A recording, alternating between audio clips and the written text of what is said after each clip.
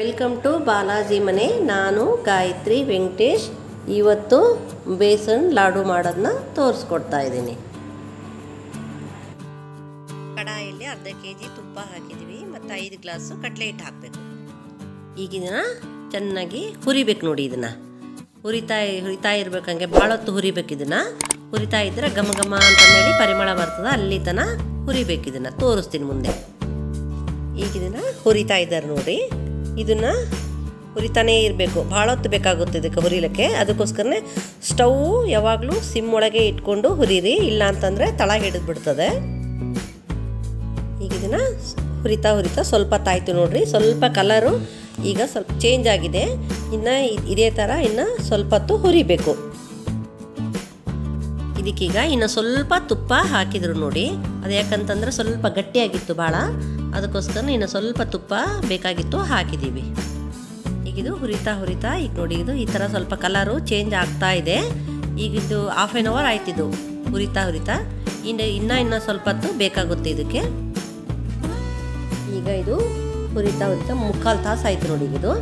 ಈಗ ಇದು ಸ್ವಲ್ಪ ಚೆನ್ನಾಗಿ ತುಪ್ಪ ಬಿಟ್ಕೊಂಡು ಈಸಿಯಾಗಿ ಹುರಿಲಿಕ್ಕೆ ಬರ್ತಾ ಇದೆ. ಇದು ಇನ್ನೂ ಸ್ವಲ್ಪ ಹೊತ್ತು ಬೇಕು, ಇನ್ನೊಂದು 5-10 ನಿಮಿಷ ಬೇಕು. ಅಲ್ಲಿ ತನಕ ಮತ್ತೆ ಹುರಿಬೇಕು. ಈಗ ಸ್ವಲ್ಪ ಹೊತ್ತು ಆಯಿತು ನೋಡಿ ಹುರಿತಾ ಈಗ ಸ್ವಲ್ಪ ಕಲರ್ ಚೇಂಜ್ ಆಗ್ತಾ ಇದೆ. ಗೋಡಂಬಿ, ದ್ರಾಕ್ಷಿ ಮತ್ತು ಇದು ಯಾಲಕ್ಕಿ ಪುಡಿ ನೋಡಿ. ಗೋಡಂಬಿ ದ್ರಾಕ್ಷಿನ ಈಗ ಹಿಟ್ಟು ಹುರಿತಾ ಇದೀವಲ್ಲ ಅದರಲ್ಲೇ ಹಾಕ್ಬಿಡ್ಬೇಕು.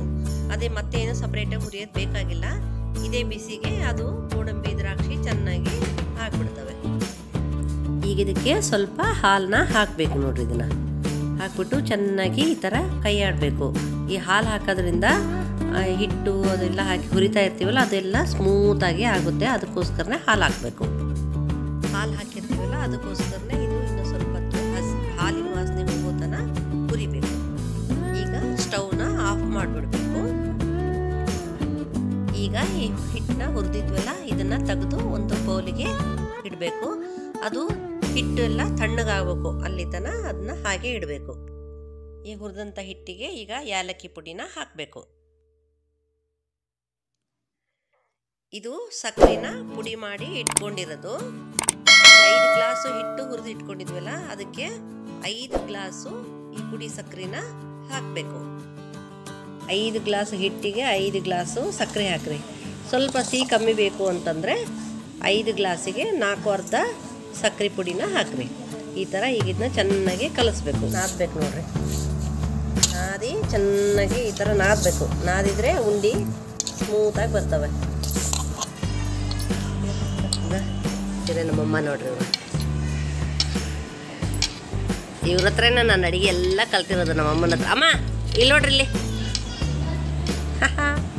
ನಮ್ಮಮ್ಮ ನೋಡ್ರಿ. ಇವರು ನೋಡ್ರಿ ಮೊಮ್ಮಗಂದು ಮದುವೆ ಅಲ್ಲ, ಮೊಮ್ಮಗನ ಮದುವೆ ಸಲ ಉಂಡೆ ಕಟ್ತಾ ಇದ್ದಾರೆ ನೋಡ್ರಿ. ಬೇಸನ್ ಉಂಡೆ ಮದುವೆ ಮನೆಯಲ್ರಿ ಎಲ್ಲರೂ ಉಂಡೆ ಕಟ್ತಾ ಇದ್ದಾರೆ ನೋಡ್ರಿ. ಇವ್ನು ನೋಡ್ರಿ ನಮ್ಮ ಸಣ್ಣ ಮಗ ಹೆಂಗೆ ಕಟ್ಟಿದ್ದಾನೆ.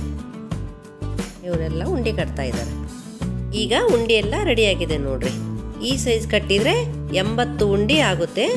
ಇಲ್ಲಿಂದ ಸ್ವಲ್ಪ ದೊಡ್ಡ ಸೈಜ್ ಕಟ್ಟಿದರೆ 60 ಅಥವಾ ಹಂಗಾಗುತ್ತೆ. ನೀವು ಯಾವ ಸೈಜ್ನಲ್ಲಿ ಕಟ್ತೀರಾ ಆ ಸೈಜ್ ಮೇಲೆ ಇದಾಗುತ್ತೆ. ಈ ವಿಡಿಯೋ ಇಷ್ಟವಾದಲ್ಲಿ ಲೈಕ್ ಮಾಡಿ, ಶೇರ್ ಮಾಡಿ. ಹೆಚ್ಚಿನ ವಿಡಿಯೋಗಳಿಗಾಗಿ ನಮ್ಮ ಚಾನಲನ್ನು ಸಬ್ಸ್ಕ್ರೈಬ್ ಆಗಿ.